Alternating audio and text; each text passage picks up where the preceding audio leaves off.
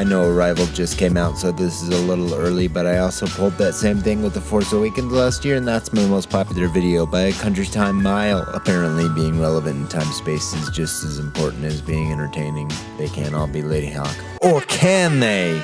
They cannot.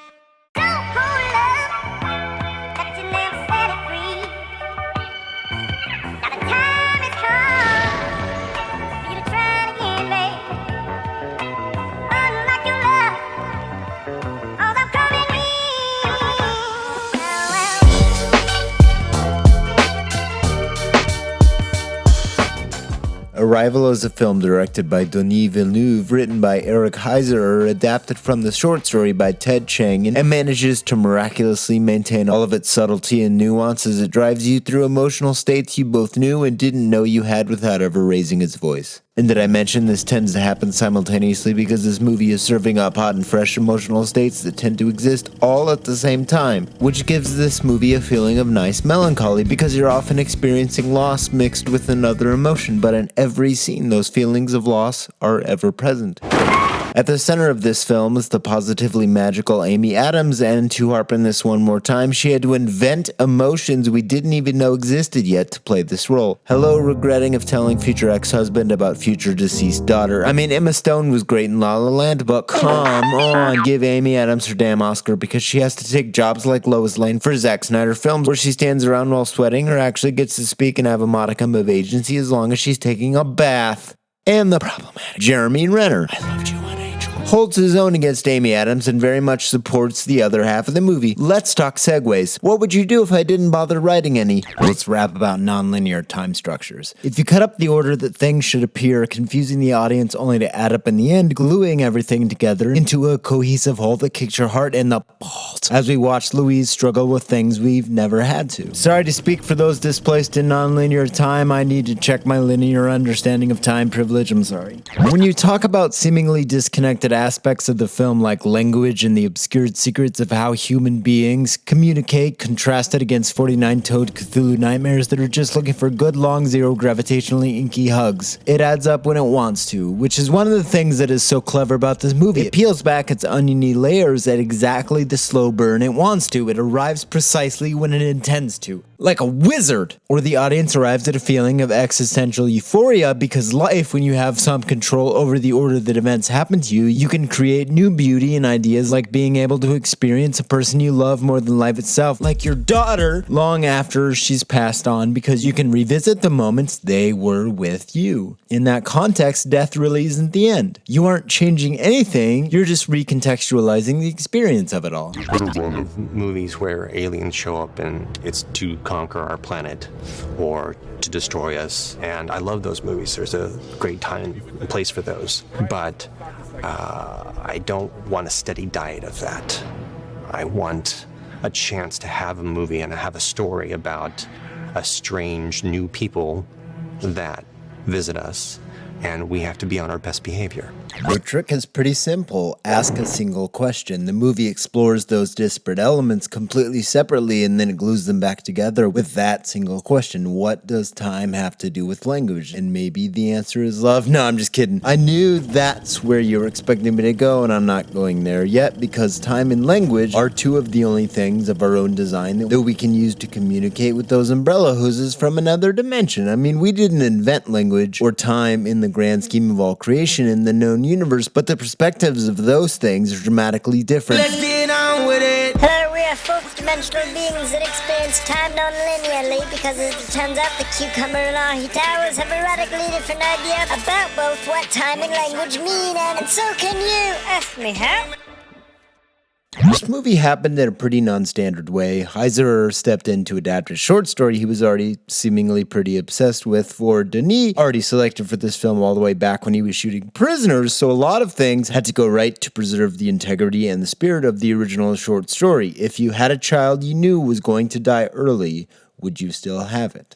That's pretty heavy stuff, and it's cool to know that the filmmakers all separately had only Amy Adams in mind to play the role of Louise, which is pretty rare. Also, I really wanted to take a break and just be a mom for a while, and then I read the script and I said I'll take a break after I do this movie. It was one of those that spoke to me really deeply in the core. You took a break from being a mom to do this? That's baller. and questions about how one would adapt an alien language when starting from scratch, which is a real language adapted over 30 years by this guy, are examined in a way that very few films have explored in such exhaustive detail. Jesus Christ, it's like you're a hand person! As it turns out, when a species says the word weapon, the other species might have only a word for tool or gift, and despite looking like centaur design somebody hit the extrude button on before smoothing, the fact that the terrifying otherworldly creatures don't have a word for weapon is kind of all you need to know about them to trust them.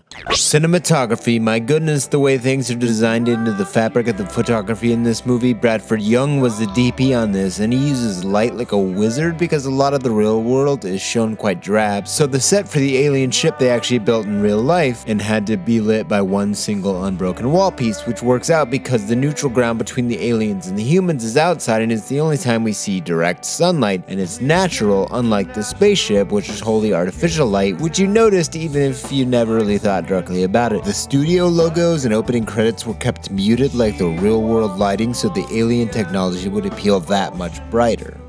What if we're seeing the story in a non-linear fashion, but what if we're experiencing Louise's story exactly as she is, as she jumps through non-linear time, which would give Louise agency not just over the story, but the mechanical underpinnings of the story at large, as if to say, here's my story according to me, to my daughter that will die before I do. That's really clever writing, Eric.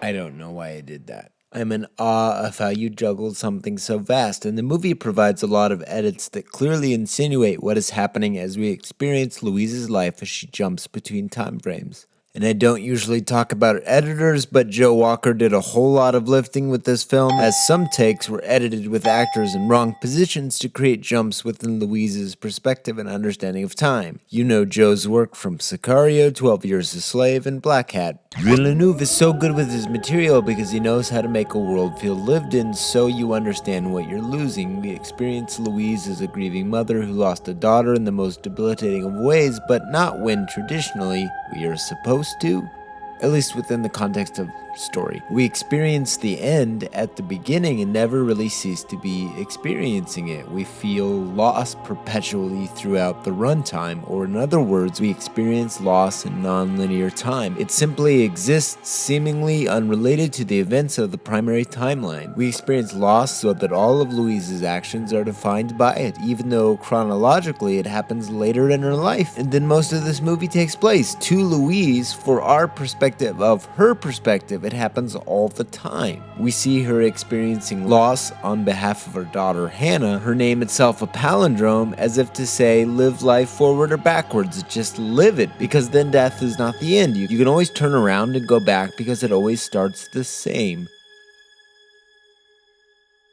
Louise hugs Ian for the first time and experiences hugging him for the last time, yet again being forced to invent new emotional states for the human being.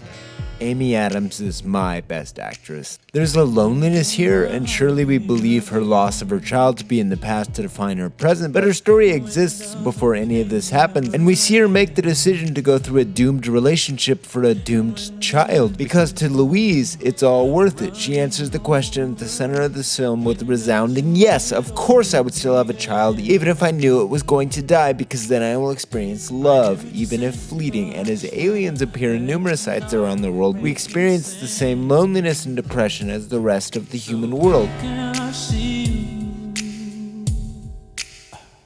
People accomplish their goals and jobs in the wake of their arrival, but people are purposely distant from each other. I mean, they did just get information that pretty much invalidates a lot of existing ideas about the universe. Well, I'm Squidman and I shoot ink words out of my protuberances. Everything in this movie has a striking authenticity to it. The spontaneous army base feels frightfully real, what with the tents and hung electrical lanterns and lights making everything feel like it went up in a hurry, which is designing your sets to underlie the audience's emotional state. If you needed to know that all disciplines within this film are firing on the same cylinder, and everyone in this movie is unprepared to deal with this and is trained by the film, so are we, and we experience the wonder and terror of the aliens all juxtaposed against overcast skies and dim lighting, so we share an emotional state with the despondent human race. But then the movie's like blammo, and you experience the alien wonder all at once. First we experience the lunacy and malleability of gravity, then their habitat, then their bright protective screen, and then we experience their actual forms no longer hiding, and it's a lot to take in.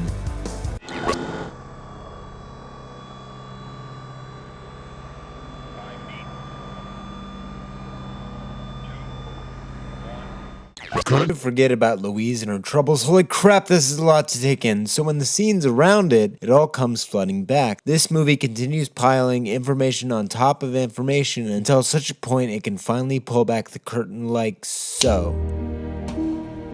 And say, this is what it all means. You experienced everything completely out of order, and this is what you should be taking away. Life is a beautiful thing. In it, you should experience all different types of love, and though you may lose it, it adds value to who you are and informs the way you make decisions. And possibly saves the entire world. Grief, am I right? Even if you sort of have to use time-hacking cheat codes to pull it off, and we must face our fears to do so. Even though the fear might be aliens you believe wish to kill you, which they don't, a relationship that will someday disintegrate, or your child that will die in her teens, and there's really not a damn thing you can do about any of it. All of this was informed by the journey, and with other information might have been made differently. And it's pretty easy to draw parallels between humans always staring at monitors and humans staring at the alien partition, which is suspiciously shaped like a Samsung Galaxy 8. Illuminati confirmed. This movie really only takes place in 5 locations: college, army, home, spaceship, beneath spaceship, and yet everything feels super epic because we stay just enough informed about what is happening in other locations in other countries that the stakes become huge to the audience. At stake is civilization itself in any number of ways. Louise controls this movie and guides us through the cliffs notes of her journey in ways that actually permeate the film itself. Just imagine old Joe Walker given the construction of Louise being able to manipulate her timeline in such a way that the film has to be edited with the editor thinking and acting from her character's perspective. Sound, music, everything had to be constructed from her perspective in a way that affects all film disciplines, which, if you're wondering, is hard, and this woman loves to misbehave, and ergo this movie does too. This film has wonder and awe for miles, which we see awakening all people that have simply lost the will to live, because life had lost much meaning thanks to new perspectives. It's exceedingly rare where all the pieces a filmmaker needs to bring a classic together come together, but I want to take a moment to bask in the creation of a film that manages to succeed on every conceivable level to bring Louise Banks to life on screen. All of the people involved did career-defining work, and that doesn't happen that often, so bask in it when you get it. At the exact same moment we're experiencing Louise's greatest victory, figuring out what truly the rest of humanity could not, which is a victory that saves actual humanity from interstellar war that they would most likely lose. In the same moment we're experiencing her greatest loss, and both moments last the whole movie.